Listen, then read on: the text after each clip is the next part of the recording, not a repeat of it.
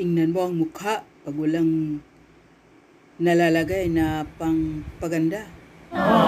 Smile lang siya, oh. Pero, ayan ang mga gamit. Mamahalin yan. Pakabili lang tayo niyan pag may pera. Pag walang pera, nako, lagot ka. Pero, ito ang ginagawa ko.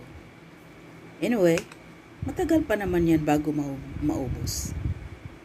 Kaya, sinikap ko lang talaga makabili para naman magmukha naman tayong medyo may kagandahan.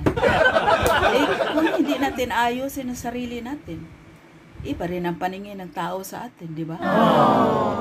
Kaya, sabi nila, okay na daw yung babaeng natural.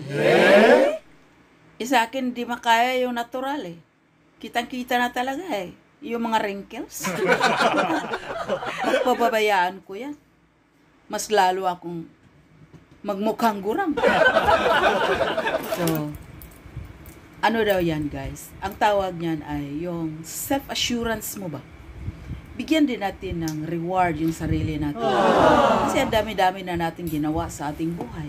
Kaya, gawin din natin na papagandahan ang sarili natin para magkaroon din tayo ng self-confidence. Kaya kahit pa paano, kung sino yung makaharap natin, pag lakad-lakad natin doon, papunta man tayo sa mall, o sasabihin nila, wow, ang ganda mo. Pag hindi ka naman nag-ayos, sasabihin naman nila, ano nangyari sa'yo? Eh di ba wala tayong choice.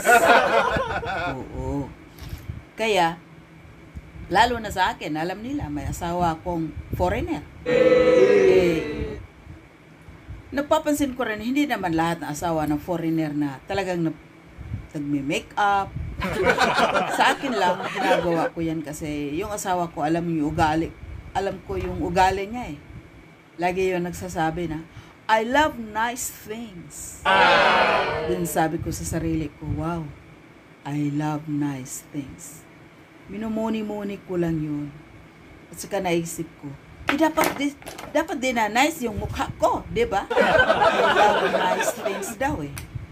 Paano pag hindi nice yung mukha ko? Baka iwanan pa ako. Charot.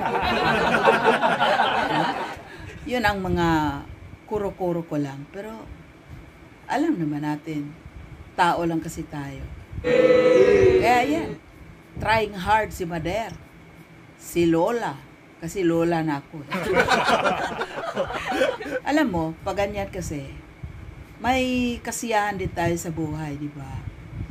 Nagpapakita lang yan na masaya tayo.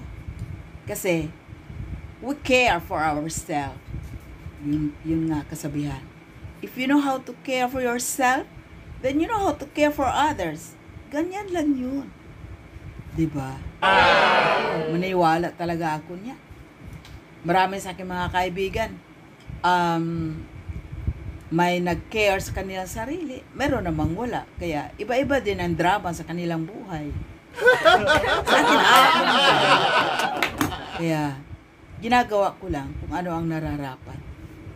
Ayan. Yun ang itsura na yun. Ayan. Diba?